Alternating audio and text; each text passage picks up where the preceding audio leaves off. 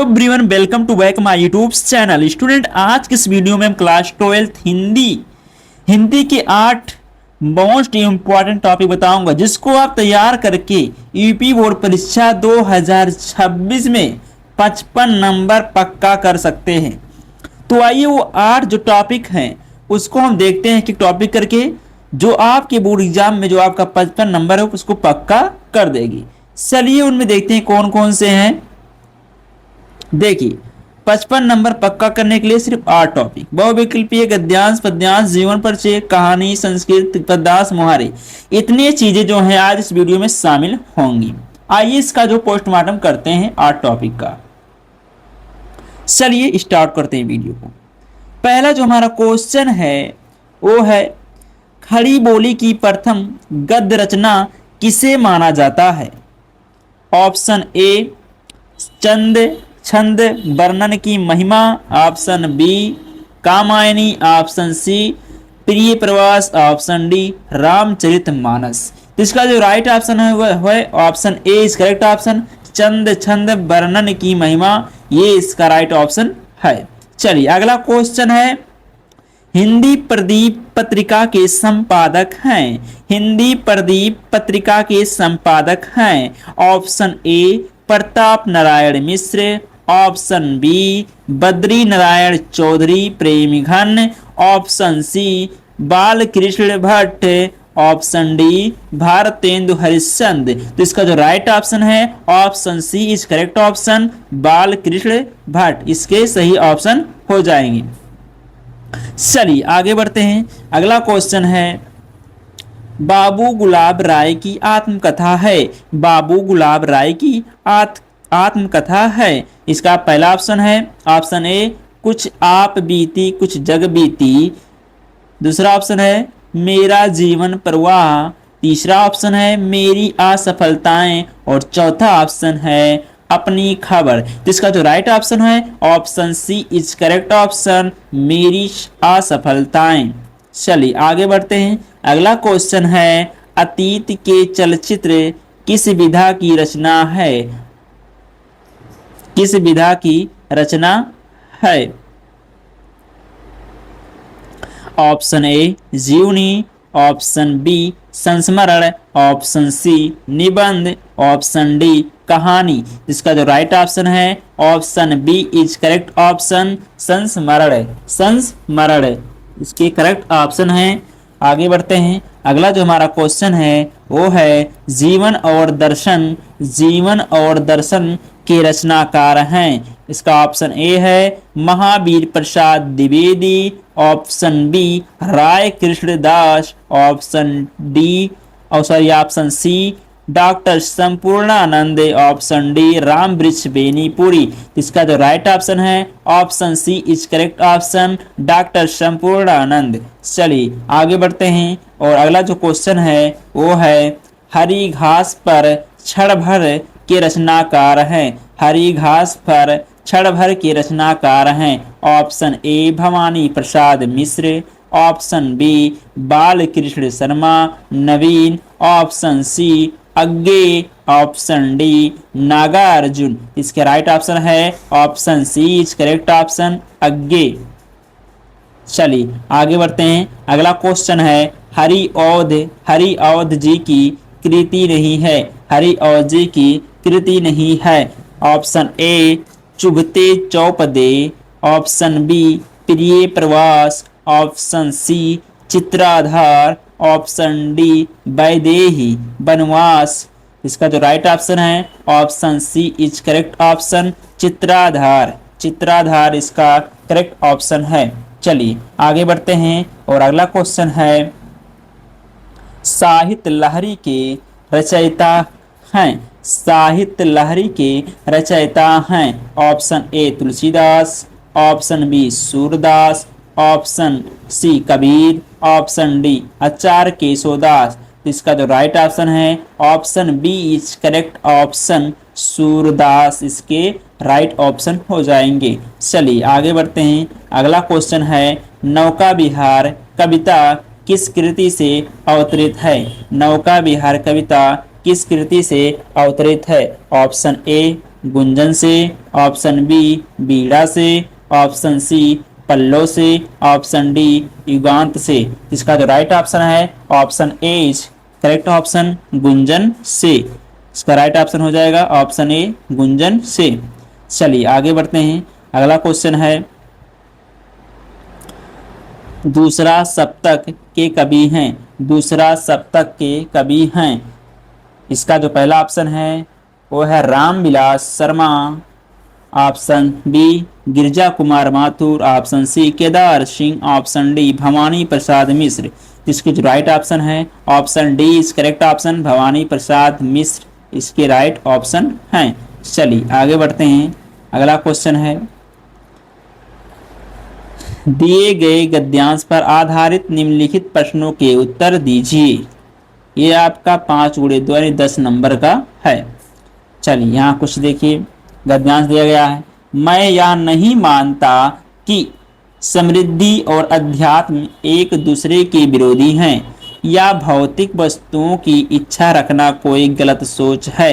उदाहरण के तौर पर मैं खुद न्यूनतम वस्तुओं का भोग करते हुए जीवन व्यतीत बिता रहा हूँ, लेकिन मैं सर्वत्र समृद्धि की कद्र करता हूँ क्योंकि यह अपने साथ सुरक्षा तथा विश्वास लाती है जो अंततः हमारी आज़ादी को बनाए रखने में सहायक है। आप आसपास देखेंगे तो पाएंगे कि खुद प्रकृति भी कोई काम आधे अधूरे मन से नहीं करती। किसी बगीचे में जाइए, मौसम में आपको फूलों की बहार देखने को मिलेगी, अथवा ऊपर की तरफ ही देखें या ब्रह्मांड आपकी अनंत तक फैला दिखाई देगा, आपके यकीन से भी परे। तो ये था जो है गद्यांश दिया गया था और इससे जुड़ी जो क्वेश्चन हैं वो कह रहा पहला क्वेश्चन उपयुक्त गद्यांश के पाठ तथा लेखक का नाम लिखिए था। संदर्भ की बात कर रहा, संदर्भ हमारा हो जाएगा प्रस्तुत गद्यांश हमारी पाठ पुस्तक के हम और हमारा आदर्श पाठ से अवतरित है। इसके लेखक डॉक्टर APJ अब्दुल कलाम हैं। ये आपका पहले क्वेश्चन का आंसर हो गया। सेकंड है रेखांकित गद्यांश का आशय स्पष्ट कीजिए। रेखांकित का मतलब आप समझ रहे होंगे, जो शब्द लिखे गए हैं, जो पंक्ति लिखी गई इसके नीचे जो है अंडरलाइन किया गया है, थर्ड लाइन खींचा गया है, वही क्या है रेखांकित गद्यांश है। तो आइए देखते हैं रेखांकित गद्यांश का आशय क्या है। रेखांकित पंक्तियों के माध्यम से लेखक कहता है कि किसी भी कार्य को अधूरा नहीं छोड़ना चाहिए, अर्थात काम करते हुए उससे ऊब कर उसे अधूरा नहीं छोड़ देना चाहिए। इसके लिए प्रकृति का उदाहरण प्रस्तुत करते हुए वे कहते हैं कि यदि आप अपने आसपास देखें तो आपको ऐसे प्रकृति के बहुत से उदाहरण मिल जाएंगे जो कि पूर्ण होते दिखेंगे। यानी प्रकृति अपने किसी काम को अधूरे मन से नहीं करती। आप किसी फूलों के बाग में ही पहुंच जाइए, वहां आपको फूलों की बहार देखने को मिलेगी क्योंकि मौसम ने अपने काम को अधूरा नहीं छोड़ा। या फिर आप अपने ऊपर की ओर देखें तो आपको यह ब्रह्मांड इस तरह विस्तृत दिखाई देगा जिसका कोई अंत नहीं, जहां तक आप सोच भी नहीं सकते। तो ये हो गया आपका रेखांकित अंश का आशय। ठीक है, चलिए आगे बढ़ते हैं। अगला जो क्वेश्चन है इसमें कह रहा भौतिक समृद्धि के महत्व के विषय में लेखक की क्या मान्यता है। भौतिक समृद्धि के महत्व के विषय में लेखक की क्या मानता है। चलिए इस क्वेश्चन का आंसर देखते हैं। इस क्वेश्चन का आंसर है भौतिक समृद्धि के महत्व के विषय में लेखक की मान्यता है कि भौतिक वस्तुओं की इच्छा रखना कोई गलत सोच नहीं। ये है गा का आंसर। अब देखते हैं घा जो क्वेश्चन पूछ रहा है। लेखक के अनुसार मनुष्य को जीवन में भौतिक एवं आध्यात्मिक वस्तुओं को किस प्रकार स्वीकार करना चाहिए। इसका उत्तर हो जाएगा लेखक के अनुसार मनुष्य को जीवन में भौतिक एवं आध्यात्मिक वस्तुओं को न्यूनतम स्वीकार करना चाहिए। ये आपका घा का उत्तर हो गया। अब चलिए अंगा का जो है ये कह रहा भौतिक समृद्धि अपने साथ क्या लाती है। ये क्वेश्चन है। इसका उत्तर है भौतिक समृद्धि अपने साथ सुरक्षा और विश्वास लाती है। यानी जो क्वेश्चन है सिर्फ आपको पैराग्राफ को देख करके ही लिखना होता है। ये आप नंबर आसानी से पा जाएंगे पूरा का पूरा, बस आपको समझने की जरूरत है। चलिए अब बढ़ते हैं। अगला जो क्वेश्चन है, निम्नलिखित पद्यांश पर आधारित प्रश्नों के उत्तर दीजिए, जो कि ये भी क्या है 10 नंबर का है। चलिए, जल पंजर गत अब अरे अधीर अभागे, वे ज्वलित भाव थे स्वयं तुझी में जागे, पर था केवल क्या उज्ज्वलित भाग हुई, मन में क्या शेष बचा था कुछ ना और इस मन में, कुछ मूल्य नहीं वात्सल मात्र क्या तेरा, पर आज अन्न सा हुआ वत्स भी मेरा, थूके मुझे पर त्रैलोक के भले ही थूके, जो कोई जो कह सके कहे क्यों चूके। ये हो गया। अब इससे जुड़े जो क्वेश्चन है वो कह रहा है, पहला क्वेश्चन है उपरोक्त पद्यांश का शीर्षक एवं कवि का नाम लिखिए। बात करा संदर्भ की तो देखिए इसका उत्तर हो जाएगा, उपरोक्त पद्यांश साकेत शीर्षक से अवतरित है और इसके जो कवि हैं वो मैथिली शरण गुप्त हैं। ये हो गया इसका उत्तर। चलिए अब देखते हैं अगला क्वेश्चन क्या कह रहा है। कह रहा उपरोक्त पद्यांश में किससे किसका संवाद हो रहा है। तो इसका उत्तर है कैकेयी का राम से संवाद हो रहा है। कैकेयी का राम से संवाद हो रहा है। अगला क्वेश्चन है वे ज्वलित भाव किसमें जगे थे। वे ज्वलित भाव किसमें जगे थे। तो इसका उत्तर है वे ज्वलित भाव कैकेयी में जगे थे। कैकेयी में जगे थे। चलिए अगला क्वेश्चन है रेखांकित अंश की व्याख्या कीजिए। आइए इसको देखते हैं।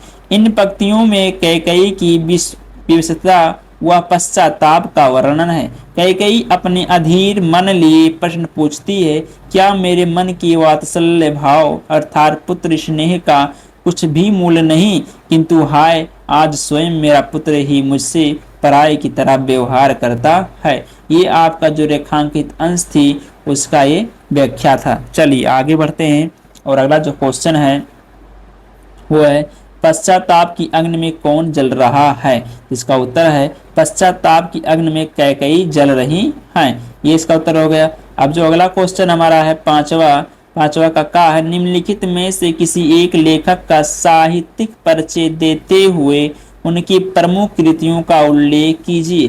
जो कि अधिकतम सीमा शब्द सीमा जो है ये 80 शब्द है और ये 3+2 अर्थात 5 नंबर का क्वेश्चन आता है। तो इसमें देखिए 3 लोगों का दिया गया, सिर्फ आपको 1 लोगों का लिखना है। पहला है इसमें डॉक्टर APJ अब्दुल कलाम, दूसरा है डॉक्टर हजारी प्रसाद द्विवेदी और तीसरा है वासुदेव शरण अग्रवाल। तो मैंने जिन क्वेश्चनों को उठाया है वो क्वेश्चन वेरी इंपॉर्टेंट है, तो आप लोग इसको जो है अच्छे से तैयार कर लीजिए ताकि आप अपने बोर्ड एग्जाम में तारका मचा सके। चलिए इसमें डॉक्टर APJ अब्दुल कलाम जी का हम लोग जीवन परिचय देखते हैं। Doctor APJ Abdul Kalam missile man के रूप में भारतीय जनता समेत समस्त विश्व में लोकप्रिय भारत के पूर्व राष्ट्रपति डॉक्टर APJ अब्दुल कलाम का जन्म 15 अक्टूबर 1931 ईस्वी को धनुषकोडी गांव रामेश्वरम तमिलनाडु में एक निम्न वर्गीय परिवार में हुआ था। आर्थिक अभाव में पल रहे कलाम ने अपनी शिक्षा की राह की सारी मुश्किलों का डटकर सामना किया तथा DRDO से जुड़कर तदंतर इसरो में मुख्य वैज्ञानिक के तौर पर भारत को परमाणु शक्ति और तौर पर विकसित किया। इतने महत्वपूर्ण पदों पर रहते हुए भी अपने प्रेरक प्रसंगों तथा वैज्ञानिक दृष्टिकोण को भावी पीढ़ी खासकर बच्चों से साझा करने का समय वे निकाल लिया करते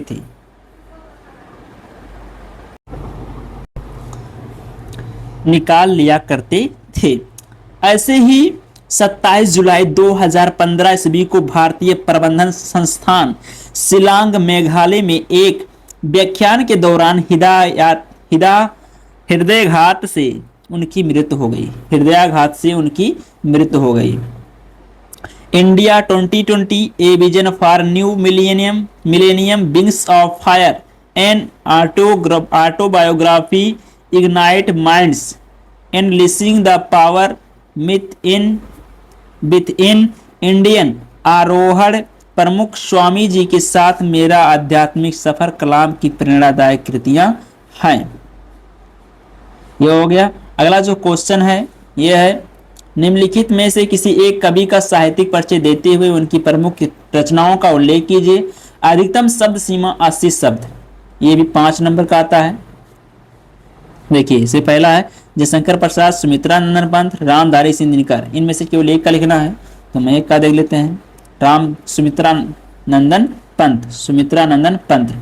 प्रकृति के शिवकुमार कवि सुमित्रा नंदन पंत का जन्म उत्तराखंड के कुमायूं प्रांत के कौसानी नामक ग्राम में सन 1900 ईस्वी में हुआ था। बचपन से ही कवि हृदय सुमित्रा नंदन पंत ने उच्च शिक्षा के लिए प्रयागराज का रुख किया और इसे ही अपनी कर्म स्थली भी बनाया। सन 1942 में लोकायतन नामक सांस्कृतिक पीठ का निर्माण किया।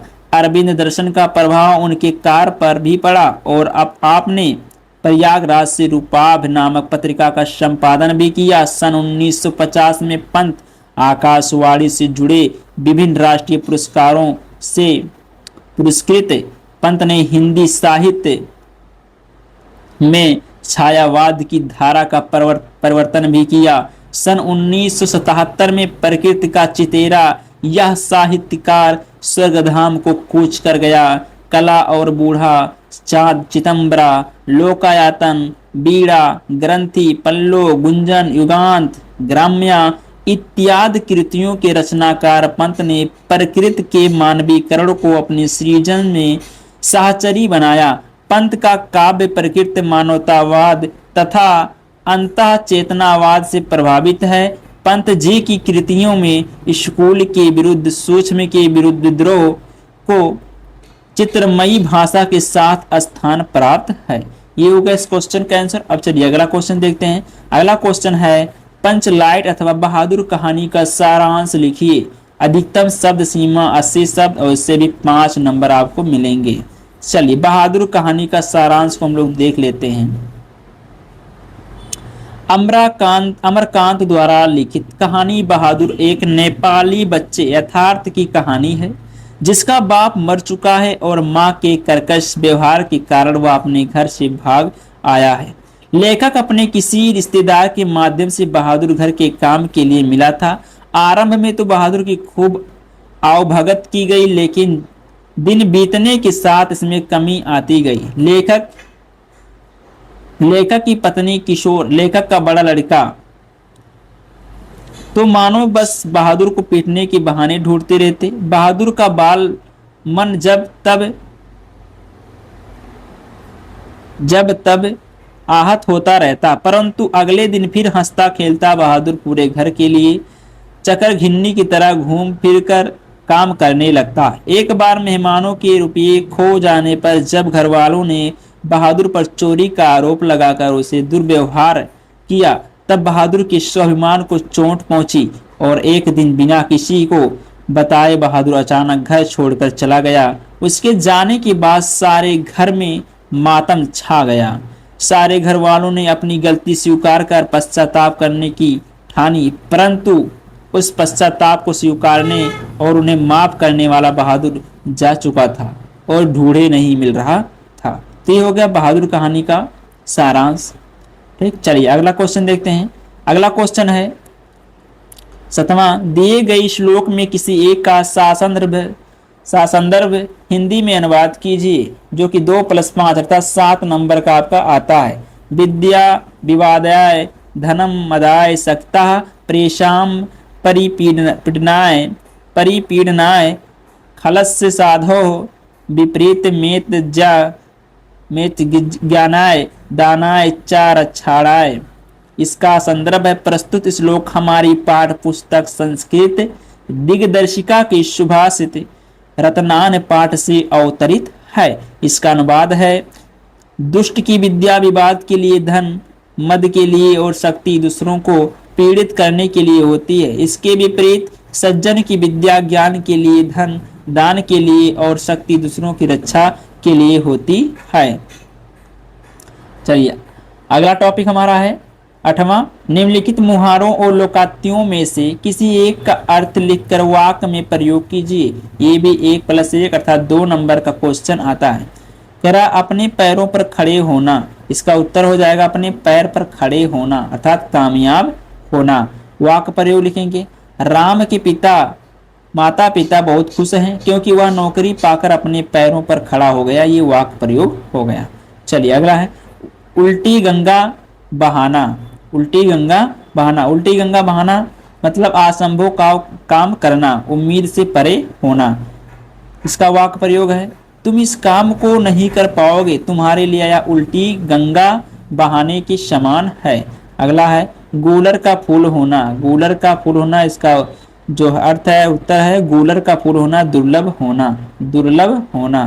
वाक्य प्रयोग है इस संसार में पहले के जैसे लोगों को मिलना गूलर के फूल के समान है।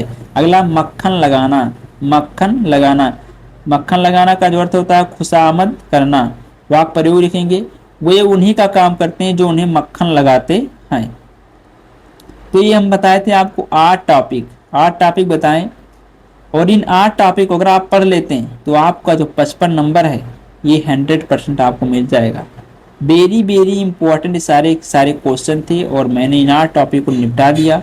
तो आई होप आप सभी को ये वीडियो पसंद आया होगा। तो प्लीज़ वीडियो को लाइक करिए, शेयर करिए, सब्सक्राइब करिए और हमें सपोर्ट करिए। और अगर आपको इसका पीडीएफ वगैरह चाहिए तो आप कमेंट कीजिए, वो भी हम आपको प्रोवाइड करा देंगे। तो आज के लिए इतना ही, मिलते हैं नेक्स्ट वीडियो में, तब तक के लिए पढ़ते रहिए। जय हिंद, जय भारत।